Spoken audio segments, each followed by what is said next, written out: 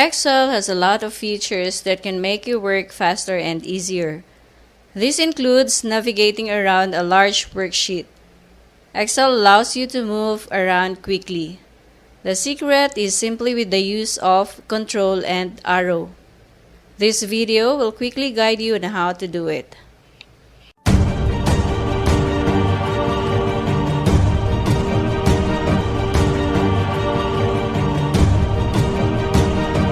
Control plus arrow keys.